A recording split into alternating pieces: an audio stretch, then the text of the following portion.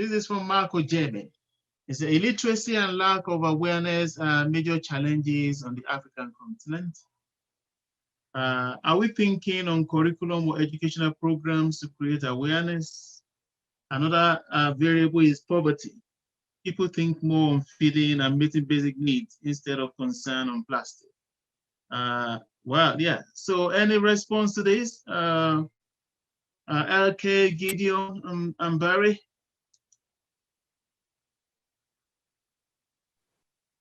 So this is about awareness, okay. Is about educational programs. Okay. And then the comments. Yeah, okay, Barry, is it Gideon? Yes, this is Gideon. I was going to try to catch the question. Okay, Gideon, go ahead. Yeah, and then we come to Barry.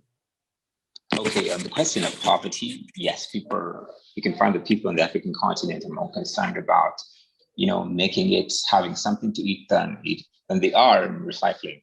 So at your waste, what we found is that what we need to do, or what we as Africans or as entrepreneurs need to do, is like show these people a link between recycling and making a living, because there's been this whole stigma around the person working in the waste management sector. It's in Uganda, but I don't know if it's as prevalent in the rest of the African countries.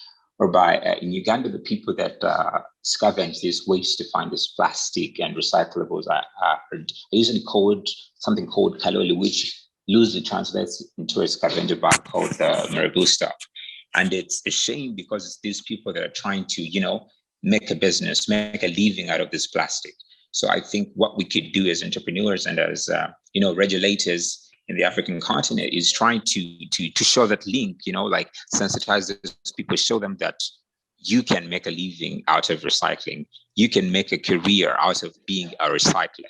And once that, gets into people's minds and they know that, okay, I can wake up instead of just going and sitting on the street or looking for a job every day, I can start a recycling business. I can look through my neighbors and have them give me their plastic every day, and I can go and find a recycler and sell it to them, and I'll make a living for me and my children.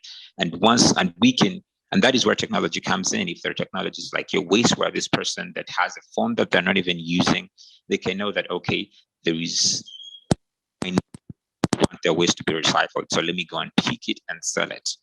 So I think that is my idea of how we can, try to solve poverty, just by showing a link between, you can be a recycler and tackle. Thank you. Brilliant stuff. Thanks so much, Gideon. Thanks, really great insight there. Barry, any thoughts? Maybe just a quick thought, which is that the burden for dealing with plastic wastes, if we see people as consumers, which is already kind of a choice, we've seen from sometimes the producing companies and the plastic manufacturers that sometimes they tend to kind of say, this is the responsibility of the customer. But I think we have to remember that this comment reminds us, look, there are other players in the ecosystem and other systems that really are responsible for creating opportunities, creating jobs, and not just putting it all on the customer. That's sort of my my amplification of this person's point. I think they make a really good observation. We heard the same thing from our regulatory agencies, that people are part of this issue, but it's not just up to them. Thank you so very much, Barry. Are there any additional thoughts, Elke? On which question? So this is a question about what can we do in terms of creating awareness, because illiteracy is still a challenge in many parts of the continent.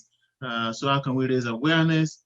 And also how can we, because sometimes people are not, or the assumption is that people may not be as concerned with plastic waste as they are concerned with everyday living, how they can meet their basic needs.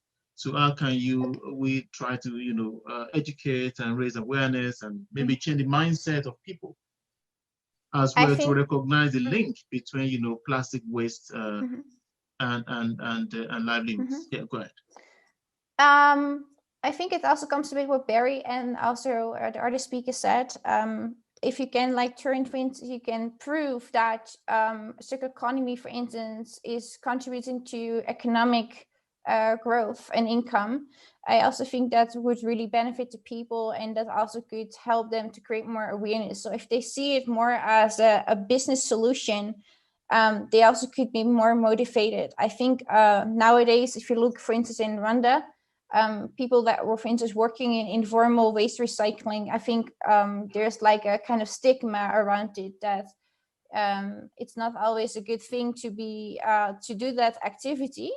So I think it also really needs like a mindset change to see that this also can relate to new business activities and that they're economically benefits it. I think that is really needed. And also, of course, it does not only come from the customer, but also from the companies, and also the government also has a role to play in it.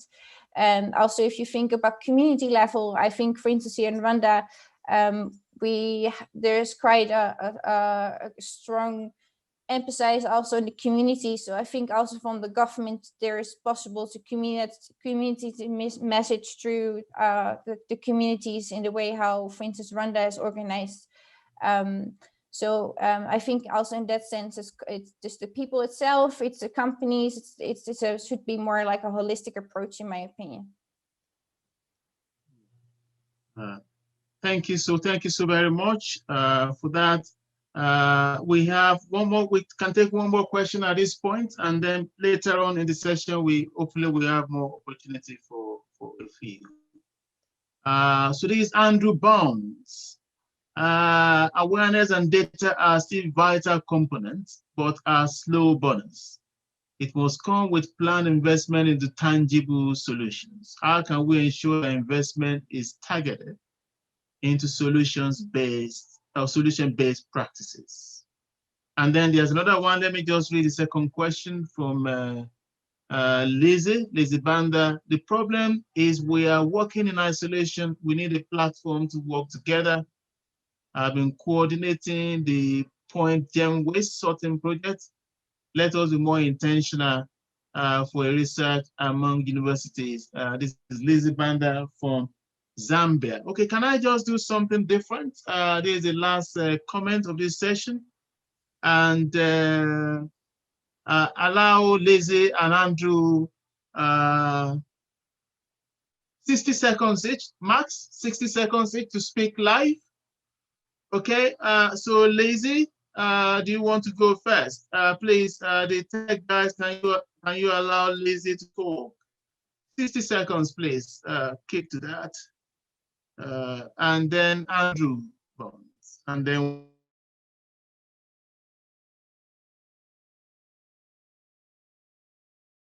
hello. Wow. Great, we can hear you. Okay, great. This is an amazing platform, and for me. Oh, sorry, can you hear me now? Yes, I can. All right, so I'm saying, can the tech guys allow Lizzie and Andrew to speak? Yes. Go ahead, Lizzie, go ahead. Everything that is being said is exactly what is on the ground. So the question is, what then do we do? So it's about being more intentional about how we're really going to ensure that the circular economy is actually promoted. We cannot take for granted the fact that there is no awareness. A lot of people are not aware of what's around them or the impact that this waste has on the environment. So there is need for a lot of awareness, education programs. Schools, homes, and even universities have to work together to ensure that we actually are on the same page when we're talking about waste management. It's a challenge. I have worked as a waste picker.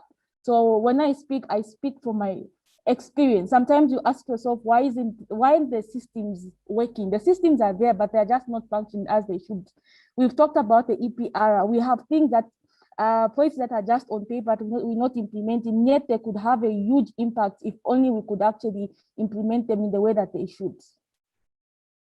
Thank you.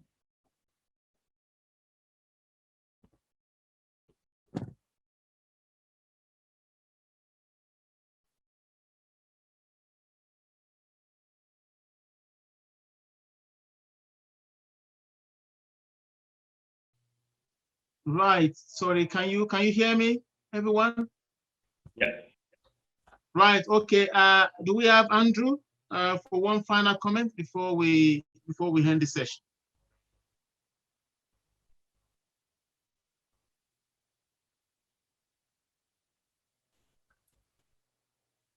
Okay. It looks like Andrew is not available to speak. But thank you once again. Are there any quick responses to this from you, Barry, as we go into the launch?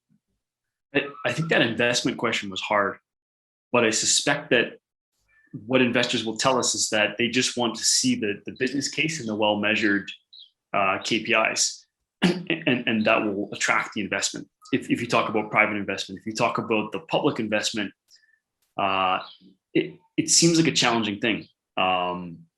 There's probably not much worry of putting too much money into awareness, because I'm not sure if many places appreciate the value of awareness anyway. So hopefully it will be somewhat natural for the investment to go right into the practical solutions. But it's a really good question. I don't think I have a good answer.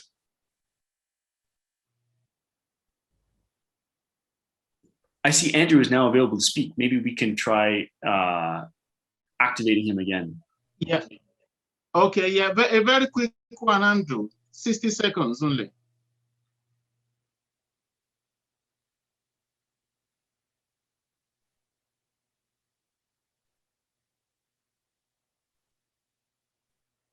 Okay. Can you please give Andrew the opportunity to speak?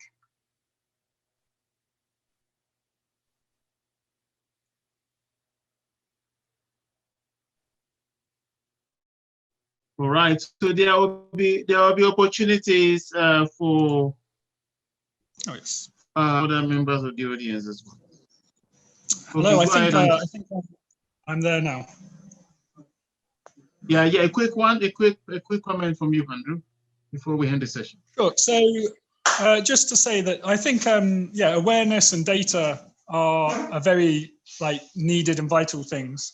But what I've been finding is a lot of grants and money flows into the awareness and data pot and doesn't actually come into tangible investment into solutions.